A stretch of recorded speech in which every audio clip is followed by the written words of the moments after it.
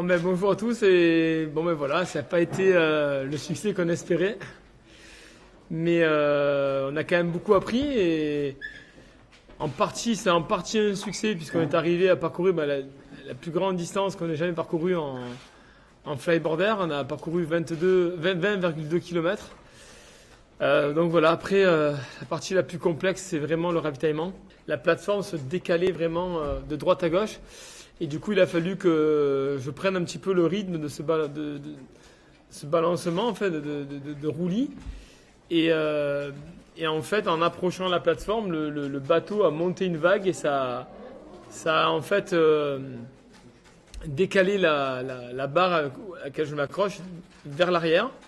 Et donc, en fait, vu que la plateforme n'est pas très grande, en fait, donc au moment où j'approchais, ça a tapé dans le pied de la machine, qui a d'ailleurs cassé et ça m'a éjecté vers l'avant et donc je pense avoir eu le mauvais réflexe. J'aurais dû raccélérer et partir et j'ai essayé de me rattraper en fait à la barre et là en fait c'est parti en swing, droite gauche avant arrière when I fall in the water, the problem was the life jacket is enough to make me float with the machine on my feet.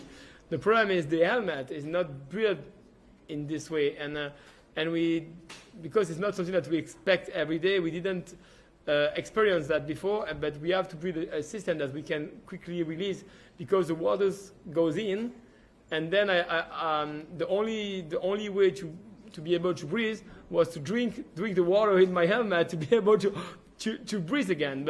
But I did that to try to save the machine because the first option, if I was in danger 1 second, if I feel really in danger, was to release the system. I can do that in every situation in few seconds.